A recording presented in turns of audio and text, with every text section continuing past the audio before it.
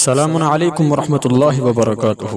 آج انشاءاللہ الرحمن ہمارا سبق تختی نمبر 11 اور تختی نمبر 12 ہے۔ تختی نمبر 11 میں جزم کی مشق کروائی گئی ہے۔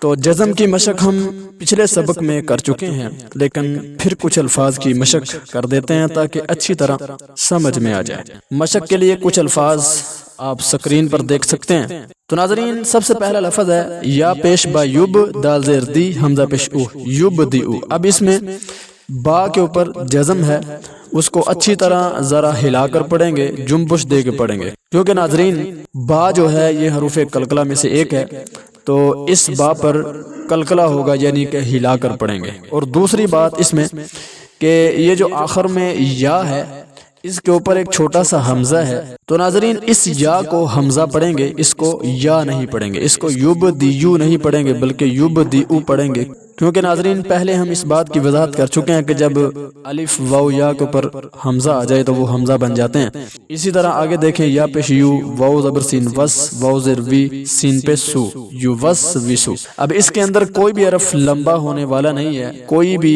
وجہ موجود نہیں ہے کہ کسی حرف کو لمبا کیا جائے، یو وس وسو۔ بعض بچے لمبا بھی کر دیتے ہیں، یو وس ویسو، ٹھیک ہے، یا پھر یو وس وسو، تو اس لیے یہاں پر کوئی بھی حرف ایسا نہیں ہے جو لمبا کیا جائے، یو وس وسو۔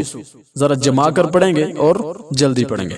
اسی طرح آگے دیکھیں، تعبدون، اب اس کے اندر ایک حرف ہے جس کو لمبا کرنا ہے، وہ دال ہے۔ کیوں؟ کیونکہ دال کے ساتھ واو مدہ ہے، تو واو مدہ کی پہچان یہ ہے کہ واو ساکن ہو، پیچھے پیش ہو۔ اب یہاں پر دیکھیں واو ساکن بھی ہے، پیچھے پیش بھی ہے، تو اس لیے دال کو تھوڑا سا لمبا کر کے پڑھیں گے، تعبدون۔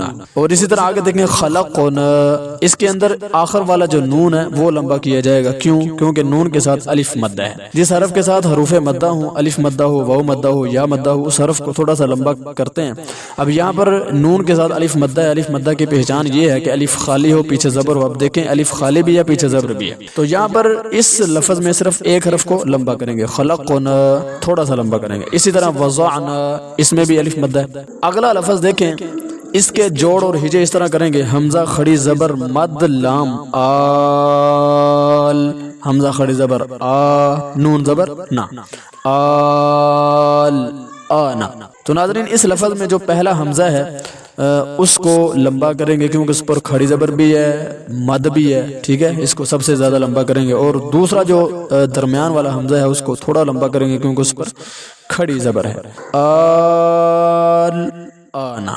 تو ناظرین اس تختی کے اندر کچھ الفاظ ہیں جن کو اکثر غلط پڑھ دیا جاتا ہے، تو ان کی انشاءاللہ تھوڑی سی وضاحت کرتے ہیں۔ آپ سکرین پر دیکھیں، پہلا لفظ ہے شین زبر حمزہ ش نون دو پیش نون، شأنن۔ اس کے اندر یہ جو اس کے درمیان میں جو الف ہے یہ حمزہ ہے۔ تو ناظرین حمزہ اور الف میں کیا فرق ہے، اس پر پہلے ہم کئی دفعہ سبق بنا چکے ہیں، ویڈیوز بنا چکے ہیں، جن کا لنک انشاءاللہ اس ویڈیو کے نیچے دے دیں گے تاکہ آپ اچھی طرح وہاں سے رہنمائی لے سکیں۔ اسی طرح کأسن ہے، اس کے اندر بھی جو یہ الف ہے یہ حمزہ ہے، تو حمزہ ساکن کو جھٹکا لگا کر پڑھیں گے، کیسے؟ کأسن، ٹھیک ہے۔ اسی طرح آگے دیکھیں، اقرأ، اس کے آخر میں جو حمزہ ہے وہ ساکن ہے، حمزہ ساکن کو جھٹکا لگا کر پڑھا جاتا ہے، تو اس کے آخر میں جو حمزہ ہے اس کو بھی جھٹکا لگا کر چھوڑیں گے، اقرأ، ٹھیک ہے۔ اسی طرح اگلا دیکھیں، تأتونا، ٹھیک ہے، اس میں بھی جو الف ہے وہ حمزہ ہے، حمزہ ساکن کو جھٹکا لگا کر پڑھا جاتا ہے، تأتونا۔ تو ناظرین بتانے کا مقصد یہ ہے کہ کچھ بچے الف ہی پڑھ دیتے ہیں، یعنی کہ لمبا کر کے پڑھ دیتے ہیں، شانون یا کاسن، اقرا، تاتونا وغیرہ، جو کہ غلط ہے۔ تو ناظرین ان الفاظ کو اچھی طرح وہی بندہ اور بچہ پڑھ سکتا ہے جس کو حمزہ اور الف میں اچھی طرح فرق یاد ہوگا۔ تو پیارے ناظرین آپ حمزہ اور الف میں اچھی طرح فرق یاد کریں اور اچھی طرح پہچان کریں تاکہ آپ ہر طرح کی غلطی سے بچ سکیں۔ تو پیارے ناظرین تختی نمبر 11 کے متعلق ایک قاعدہ بتانا بہت ضروری ہے کہ جب یہ جزم کی علامت، یعنی کہ یہ جو جزم ہے جس کی وضاحت ہم پچھلے سبق میں کر چکے ہیں، جو دال کی شکل کی ایک چھوٹی سی علامت ہوتی ہے اس کو جزم کہتے ہیں۔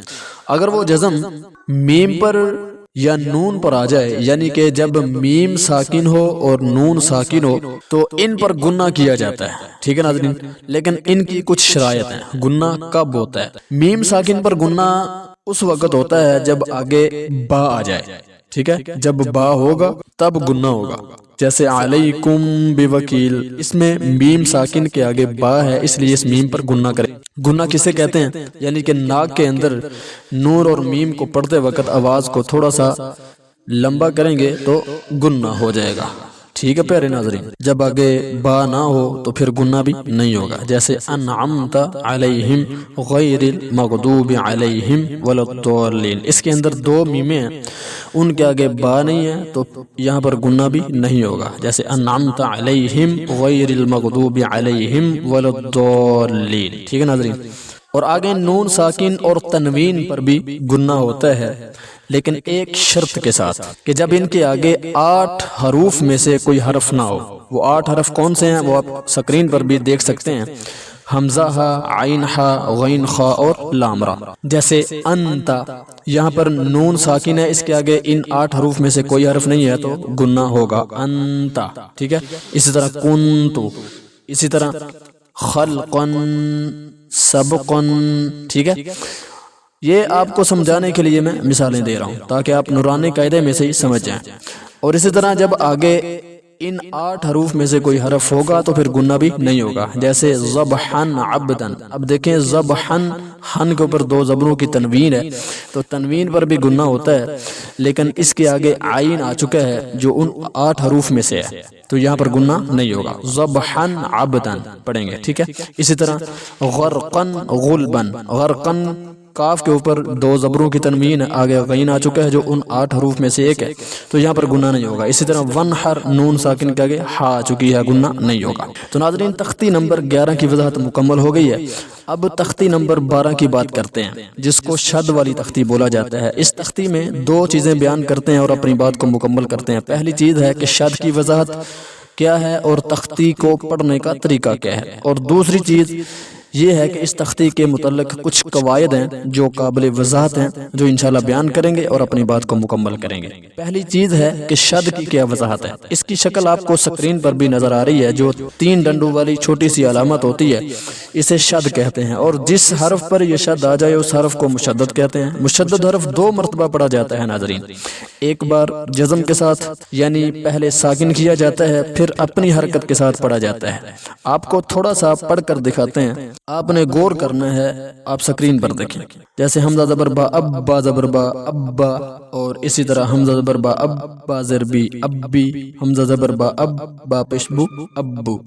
اسی طرح حمزہ زیر جیم اج، جیم زبر جا، اجا، حمزہ زیر جیم اج، جیم زیر جی، اجی، حمزہ زیر جیم اج، جیم پیش جو، اجو۔ یعنی کہ شد والے حرف کو ذرا تھوڑا سا دبا کر مضبوطی کے ساتھ پڑھا جاتا ہے۔ تو ناظرین، دوسری چیز یہ ہے کہ جب یہ شد نون اور میم پر آ جائے تب گنہ کیا جائے گا، جیسے عم ان۔ ٹھیک ہے، گنہ میں نے بتایا ہے کہ نون اور میم کی آواز کو ناک میں تھوڑا سا لمبا کرنے کو گنہ کہتے ہیں۔ یہاں پر دیکھیں میم پر شد ہے عم، اور ان میں نون پر شد ہے تو دونوں پر گنہ کریں گے، عم ان۔ تو ایک اور وضاحت یہ ہے کہ شد والے حرف پر اگر وقف کیا جائے یعنی روکا جائے، سانس لیا جائے تو شد والے حرف کو ذرا دبا کر چھوڑیں گے۔ ٹھیک ہے، جیسے تبت ید ابی لہب وتب، تو اس کے آخر میں دیکھیں با ہے اور با پر شد ہے، تو یہاں پر ہم سانس لیں گے، رکیں گے، وقف کریں گے تو اس با کو ذرا دبا کر چھوڑیں گے، وتب۔ ٹھیک ہے، تو ناظرین، دوسری تختی کی وضاحت بھی مکمل ہوئی۔ تو اگر کسی چیز کی سمجھ نہ آئی ہو تو دوبارہ رپیٹ کر کے آپ سن سکتے ہیں، سمجھ سکتے ہیں۔